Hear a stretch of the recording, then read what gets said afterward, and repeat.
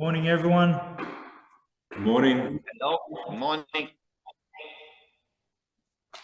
Good morning, everyone. How are you feeling today? Yeah, very good. Very good. How are you? Very good. That's all right. That's good. I'm well. My name is Hussein Kassab, and I'm thrilled to be your facilitator for today's online training session on workplace safety.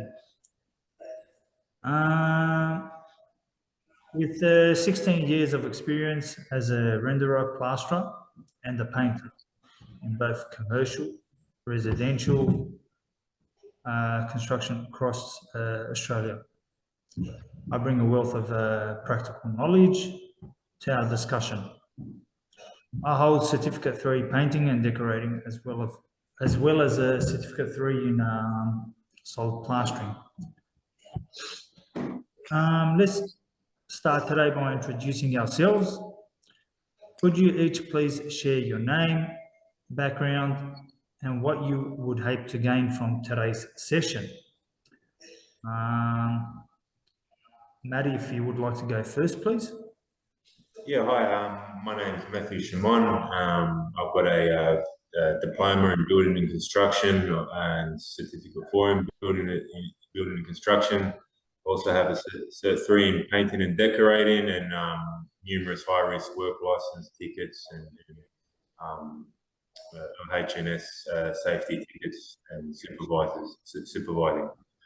I'm just hoping to gain experience in a wider in the knowledge of doing things the correct way, in safety, in doing things safely in the workplace, and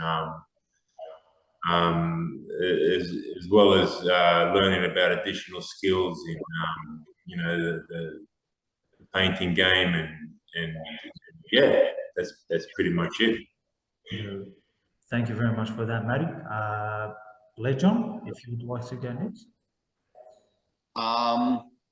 I'd say that I have a pretty broad overview of the argument that we will be treating. So I'm hoping to find from this course a little bit of a detailed overview. I don't want to go to the tiny details. Maybe my understanding can widen a bit. Yeah, that's about it. Thank you very much, Lejon. Bishal. Hello everyone, my name is Vishal. I've been in construction for 5 years or so and have worked as a plasterer and a painter. I'm here for this course today so that I can increase my knowledge about the health and safety protocols that needs to be followed, so that I can create a safe environment for everyone, including in the work areas. Thank you very much for sharing that. It's wonderful to have such a diverse group here today and from a very broad background. To ensure smooth communication, let's adhere to a few ground rules. Please be patient and allow one person to speak at a time. Maintain a respectful tone throughout our discussion. Don't hesitate to ask any questions if you have any at any time. Respect and consider each other's suggestions and ideas.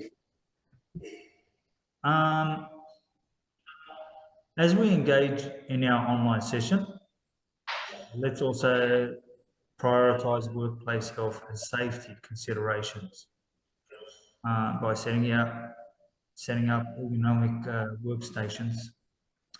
This might involve using a comfortable chair, adjusting your desk to the right height, and ensuring adequate lighting to reduce eye strain.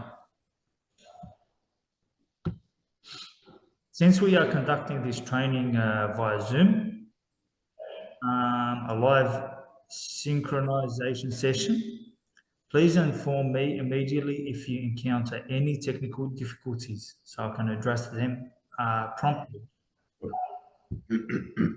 Before we begin, could you please type your name into the chat box for attendance purposes? Thank you very much.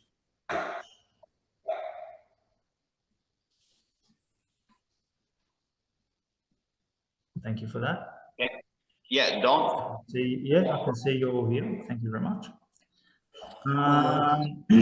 I've already received your IDs via email, which helps ensure security, authenticity, and accountability. Thank you for that. I want to remind everyone that our session today will last for 30 minutes. I encourage you to actively participate and ask questions during this time. I also want to express my gratitude to each of you for submitting the self-assessment checklist. Your input have been invaluable in tailoring today's session to better your needs. Okay, without further ado, let's highlight today's session goals and outcomes. Our purpose is to understand legal obligation, such as WH&S, acts and regulations, penalties of a safe workplace, how to identify hazards and learn about different types of hazards.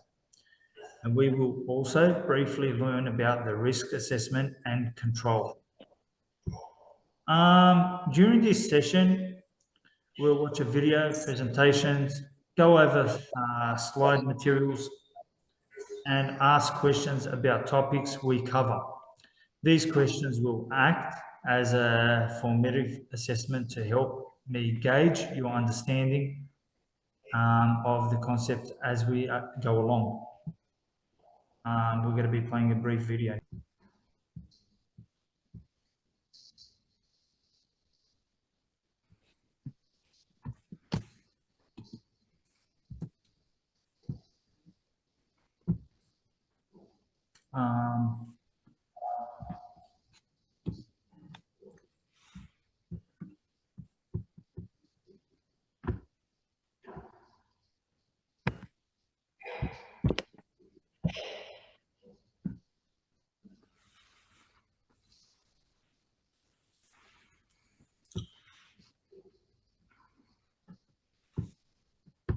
Do you know how many work-related injuries occur in Australia each year? 1,000? 20,000? No. There were, in fact, 127,300 workplace-related injuries reported in 2010-2011, and 220 work-related deaths. And every single one is one too many. Work-related injury and illness were estimated to cost $60.6 billion in the 2008-2009 financial year. This represents 4.8% of GDP. But what's worse is that the injury and fatality rates for the Australian construction industry are almost double those in Europe. The introduction of the harmonised workplace health and safety legislation has helped, but companies are only now starting to realise the implications of the new legislation for their business, including significantly increased legal exposure that directors now carry that includes large fines and even jail time. Getting people home safely is the most important job of all, yet it can often be a secondary activity thought about after the work plans have been completed. And many people work in environments where risk is unpredictable, and working safely requires informed planning and easy access to information in the field. But typically, this information is locked away in head office, in multiple systems that don't talk to each other, or worse, in dusty filing cabinets. It's this challenge that Field Tech has set out to address.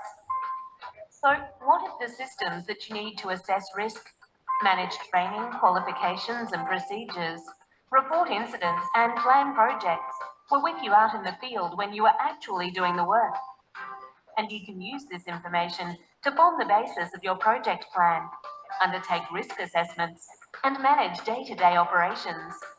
It would save hours of administrative work and provide assurance that your team and the general public were safe and the company complied with the law, which makes everyone happy. Field Tech is a game changer in ensuring they finish their workday safely in a controlled risk environment.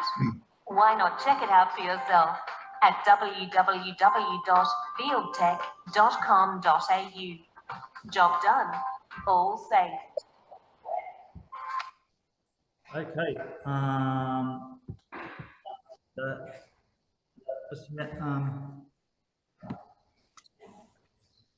How did you all find the video? Was Yeah, nice. it was pretty informative, and we didn't realize there were so many injuries in the workplace happening every year. That's for sure. Okay, thank you for that. Just give me a moment. I'll be pulling up the presentation now.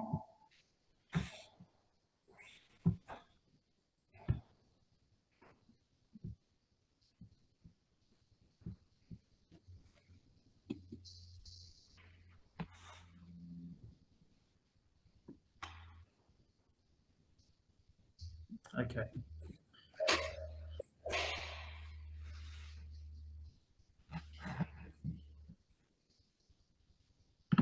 Okay. We're going to be first talking about workplace safety matters.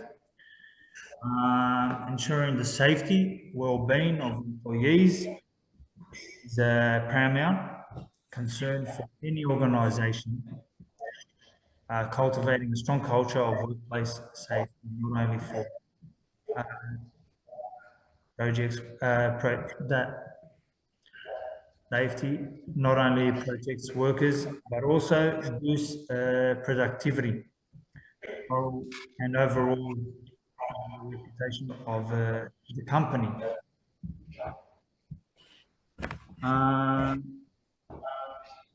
Do any of you have any questions? No. Okay. Not at the moment. It's okay. You can continue. We're going to be touching on legal obligations, WHS acts, regulations, workplace health and safety, WHS regulations, employer responsibilities, employee obligations. The WHS Act establishes the legal framework for protecting the health and safety and welfare of all workers in the workplace. The regulations, detailed regulations outline specific requirements for hazard identification, risk assessment, and the implementation of control and measures. The employer responsibilities.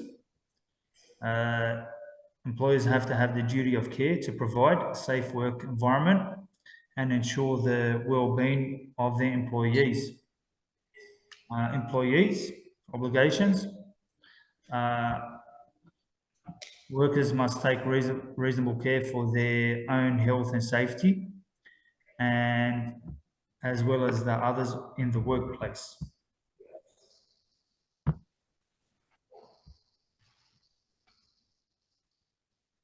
Benefits of a safe workplace: improved productivity, increased morale, enhanced reputation.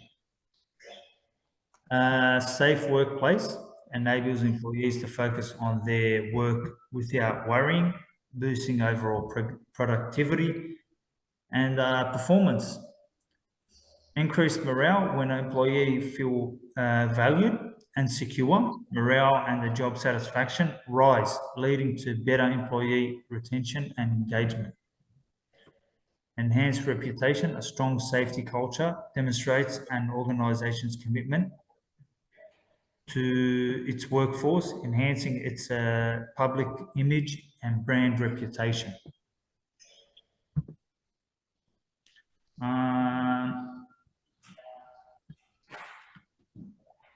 Identifying workplace hazards. Definition of a hazard, types of hazards, importance of identification. Workplace hazards are a potential source of harm or danger that can be cause injury, illness, or damage to employees, property, or the environment. Types of hazards. Workplace hazards can be physical, chemical, biological, or psychological. In nature, each requiring unique identification and control measures. Proactivity identifying workplace hazards is crucial for preventing accidents. Mitigating risks and managing a safe and productive work environment. Physical hazards.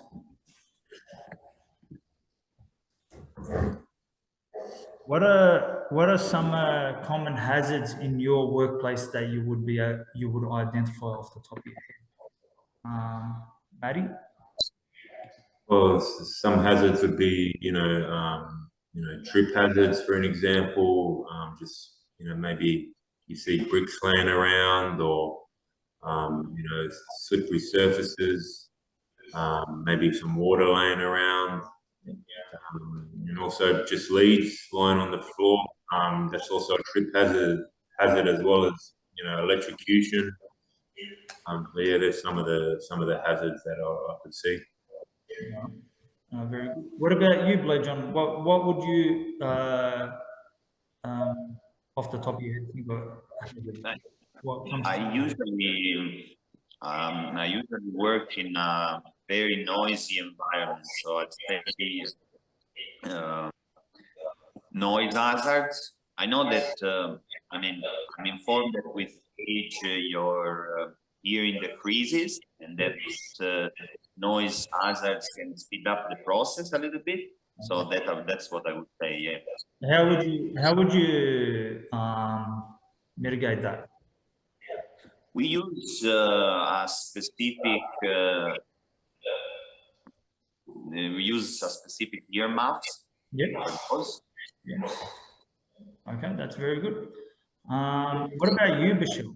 What when we say I agree with Matt and Blajon, but on top of that, I would say slip hazards because of some spillage due to, let's say, paint or rain as well. yeah. And to mitigate that, I would put proper signage so people know where the surface is slippery and avoid any fall, and eventually the risk of getting injured. All right. This shows you've got a very good understanding of how to deal with the hazards and how to mitigate put in solutions and to mitigate them. Physical hazards. We're going to be touching on physical hazards.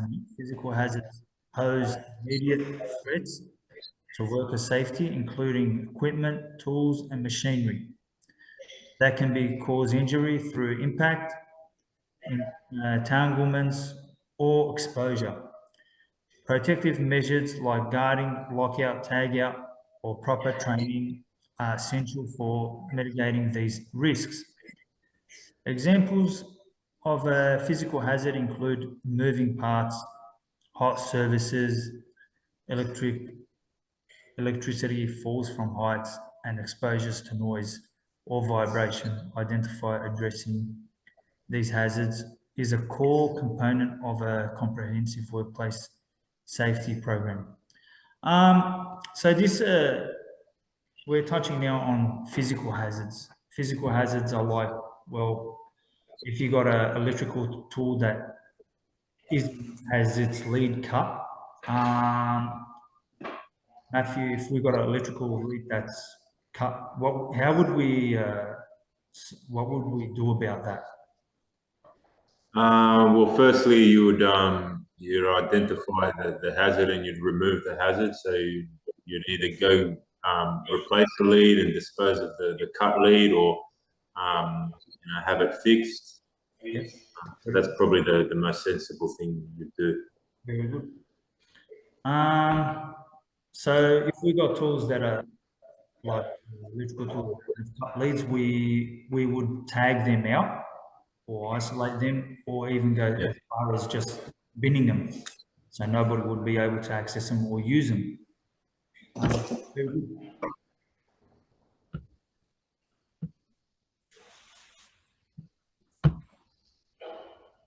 Chemical hazards is we're going to be talking about now, which is a little more complex. Chemical hazards pose a serious threat to the workplace, including toxicity, flammability, and corrosiveness. Proper handling of storage and disposal of hazardous chemicals are crucial to protect workers from exposure. Examples of chemical hazards include solvents, acids, pesticides, and cleaning products. Implementing engineering controls. Personal protective equipment and comprehensive training are essential to mitigating these risks. Chemical hazards, when you think of chemical hazards, probably with painting is spraying paints, airless sprayer, for example. If you were using an airless sprayer and the fumes would be getting to you, you'd have to use a correct class of respirator, which would keep out the fumes. For the area that you would be working in, you would probably have to isolate it. If this means working while there's less people there, or the area is completely isolated, that'll be one way of mitigating it. For when you're working with chemicals that are very acidic or potentially harm your skin, you would have to use probably overalls that are correctly classed to the chemicals that you're using, gloves as well, full face mask maybe, anything to protect yourself from chemicals that you are using that can potentially hurt you.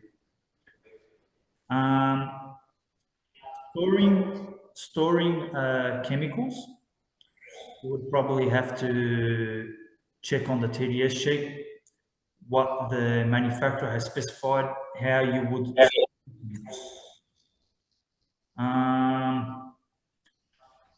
and probably lock them out so no one can get to them. What sort of chemicals you guys come across in your field, Matty? Start with you. Well, like so in painting, you'd use a lot of mineral turpentine or methylated spirits, to clean a lot of the oil-based paints, and also just the paints in general. Oil-based paints, they can be quite harmful to breathe in, and so you definitely need some sort of respirators or face masks if you were to spray it. And then there's other things as well, just general for mainly with site cleanup and all the chemicals that you use. So yeah. Very good. What about you, Blake John? What sort of chemicals have you come across on?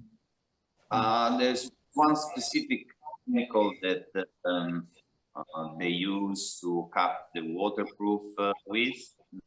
I came across it. I heard it was very, very damp.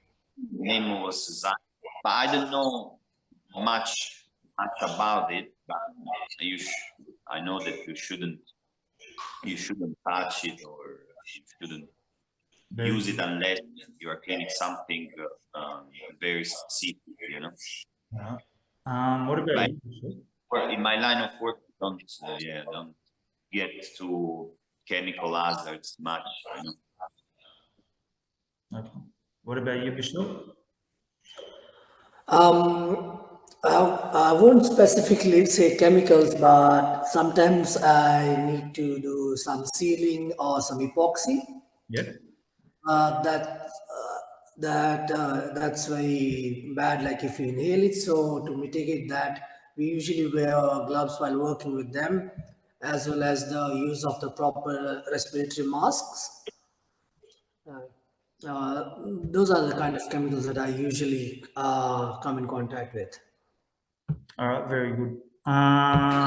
Okay, hazard identification strategies we're going to be talking about: workplace inspections, employee engagement, job hazards.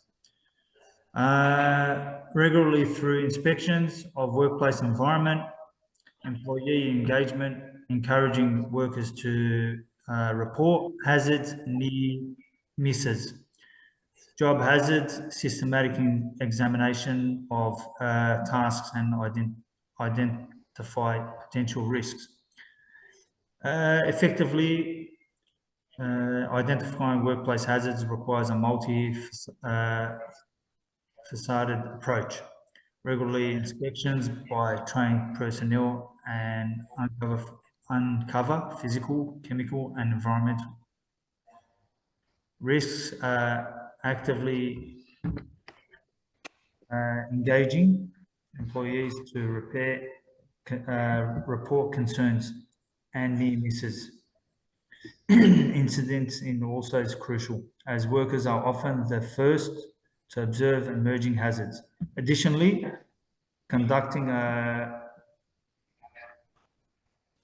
detailed job hazard analysis for each task can help systematically pinpoint potential source of harm.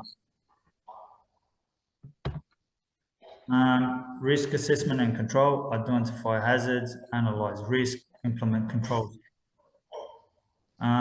Systematically review workplace processes and pinpoint potential sources of harm, analyze risk, evaluate the likelihood of severity of identified hazards, apply a hierarchy of control to mitigate or eliminate risks. Employee involvement and training, collaborative approach, comprehensive training, feedback and reporting.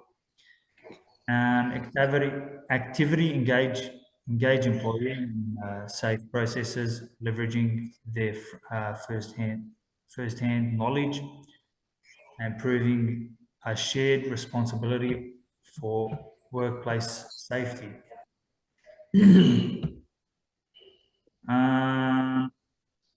Comprehensive training: provide thorough ongoing training on hazard identification, risk assessment, and the proper use of safety equipment and protocols. Feedback and reporting: encourage employees to report hazards, near misses, and safety concerns, and act on their input and continuously improve safety measures. Continuous improvement and monitoring: proactive monitoring, employee feedback, incident investigation, and continuous improvement. Implement a robust system to regularly monitor workplace conditions, identify emerging hazards, and track safety performance metrics. This allows for timely intervention and continuous refinement of safety measures.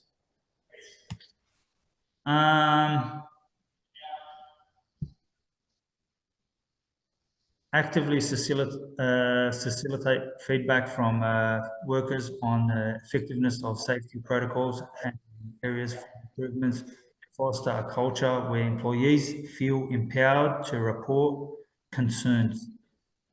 Incident investigation: thoroughly investigate all incidents, near misses, and accidents to determine root causes. Continuous improvement: regularly review and update safety policies, procedures, and training programs based on involving best practices, industry trends, and lessons. Okay.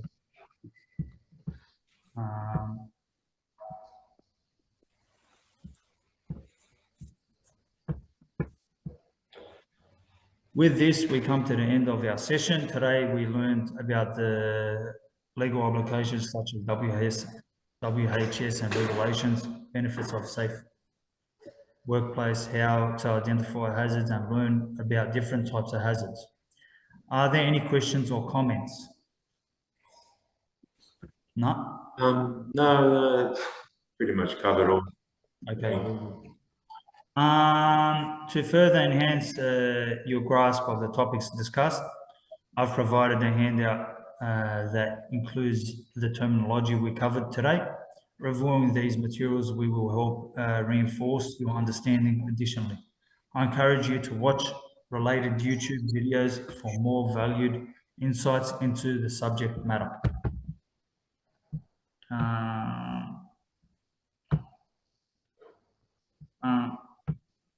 Before we wrap up, please check your email for the learners' feedback. From your feedback is crucial in shaping future sessions.